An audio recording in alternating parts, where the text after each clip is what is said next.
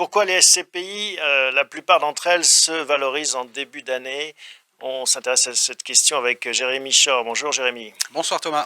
Jérémy, ça rime avec pédagogie et SCPI. Et c'est pour ça que vous aimez bien nous rappeler un peu ce qu'est une SCPI. Une SCPI, c'est un fonds d'investissement immobilier, donc diversifié puisqu'on investit dans des dizaines, voire des centaines d'immeubles loués à de multiples locataires. C'est un placement qui est souple, qui est accessible et enfin qui permet de savoir où on met son argent puisqu'on connaît la stratégie d'investissement de la société de gestion avant d'y entrer. Et un petit peu comme une obligation ou une action qui verserait des dividendes, il y a deux sources de retour sur investissement, les loyers et également le prix des parts qu'on a achetées. Exactement, la performance globale d'une SCPI est composée du rendement, donc ce qu'on appelle le taux de distribution qui est versé chaque année aux associés, et la valorisation du prix de la part qui est l'autre composante de la performance globale de la SCPI. Oui, un peu comme une action a un peu évolué à la hausse ou à la baisse, le prix de ces biens immobiliers collectivement est évalué et on met un prix dessus. Alors Oui. justement, comment est-ce que ça marche, comment ça fonctionne? C'est le sujet qu'on a voulu mettre en lumière ce soir. Alors, un petit rappel, donc la SCPI, c'est un produit pur immobilier, donc composé uniquement d'actifs immobiliers, des immeubles de bureaux, des commerces, des hôtels, des entrepôts, etc. Et donc, chaque année sont expertisés tous les actifs de la SCPI par un expert indépendant qui va valoriser et donner un montant d'expertise à la SCPI. Et donc, cette valorisation, elle peut fluctuer à la hausse comme à la baisse. Ce qu'il faut savoir, c'est que à l'inverse d'un bien immobilier résidentiel classique, un appartement où la valorisation se fait sur un prix au mètre carré de par un emplacement et une certaine superficie.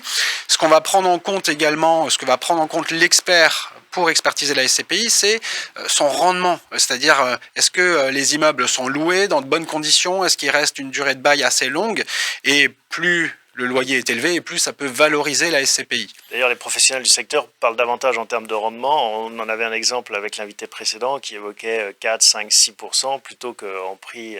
Exactement, on parle rarement de prix au mètre carré quand on achète un immeuble de bureau, mais plutôt en termes de pourcentage que ça va dégager en rendement.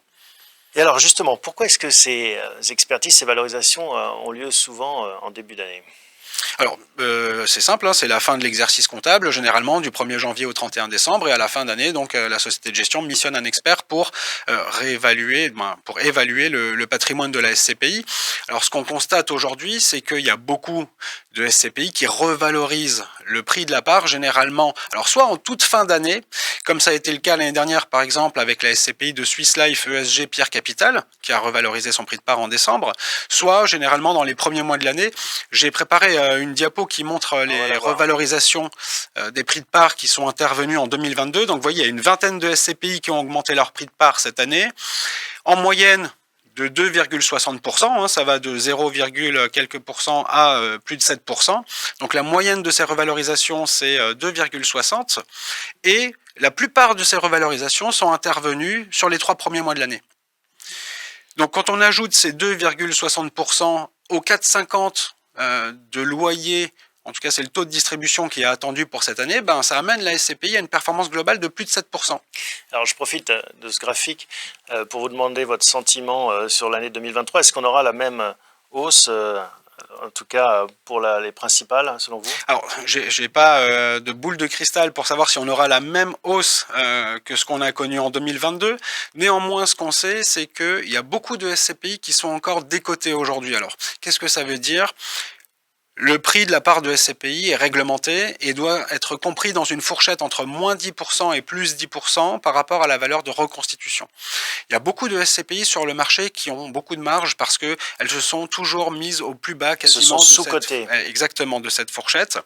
Et donc, il y a de fortes chances que ces SCPI revalorisent leur prix en début d'année parce que, alors, soit les expertises vont être stables, soit elles vont être un peu à la hausse, mais même si elles sont stables ou légèrement baissières, il y a tellement de marge qu'elles peuvent quand même évaluer le prix de la part. Ce qui est un peu contre-intuitif, étant donné que beaucoup d'experts immobiliers parlent d'un ralentissement du marché avec des prix qui sont plutôt orientés à la baisse qu'à la hausse, étant donné encore une fois les difficultés soit économiques, soit d'investissement liées à la hausse des taux. Alors oui, alors ces valorisations portent beaucoup sur l'immobilier résidentiel, hein, les appartements classiques, le marché traditionnel de l'habitation.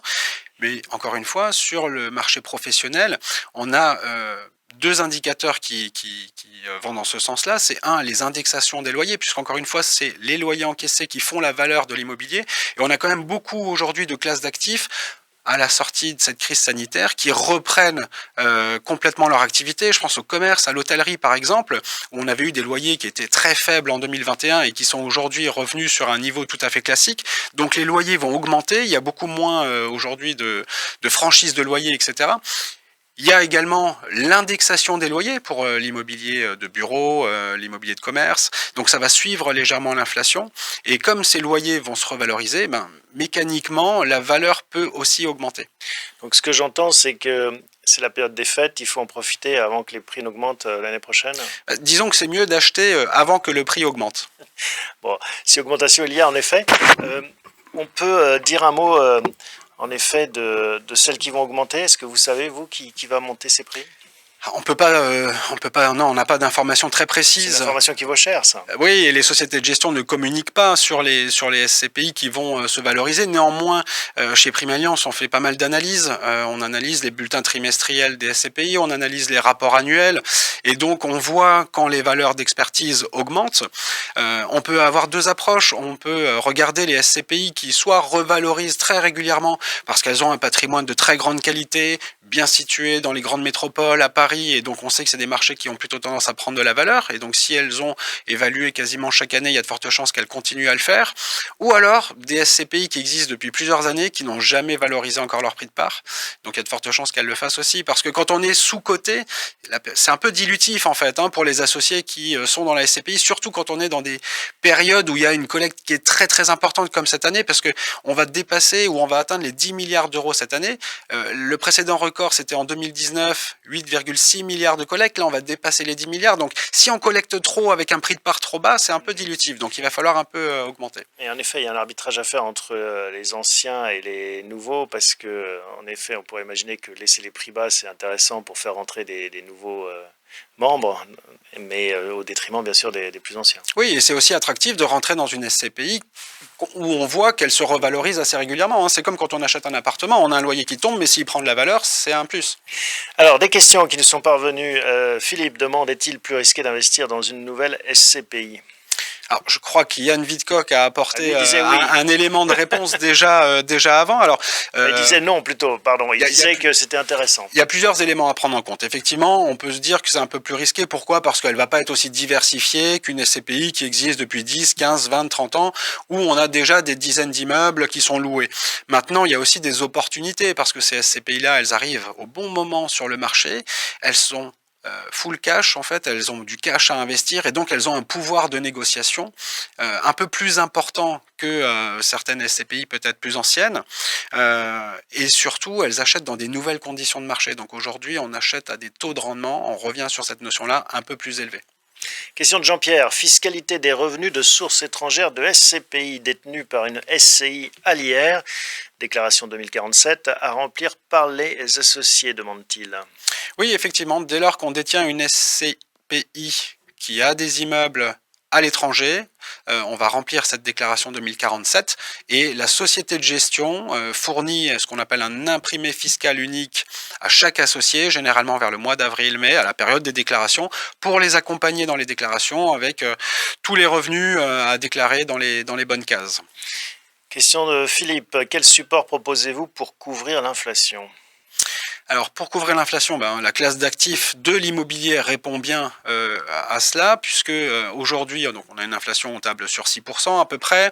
On peut regarder deux catégories d'investissements qui ont des objectifs de rendement très élevés. Je parle de crowdfunding immobilier, où généralement on a des performances entre 6 et 12%. On est sur un placement plutôt risqué, et c'est pour cela qu'on conseille à nos clients de diversifier sur plusieurs programmes, mais c'est très accessible, on peut rentrer à partir de 1 000 €, et c'est sur du court terme, c'est entre 12 et 36 mois.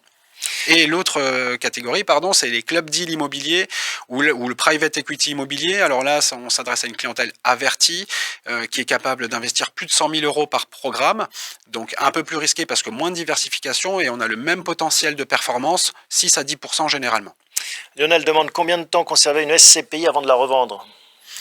Une SCPI, c'est de l'immobilier, donc par définition, c'est du long terme. Les sociétés de gestion, généralement, recommandent dans leur documentation une durée de détention de 8 à 10 ans.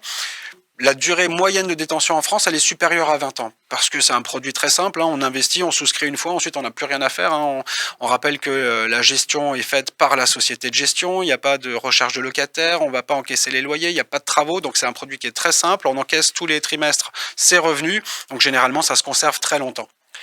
Merci Jérémy pour tous ces éclairages. Voilà un beau sujet en effet, à nouveau, que vous nous avez détaillé. Merci à vous tous de votre fidélité. On se retrouve dans un mois pour un nouvel épisode de Parlons Placement.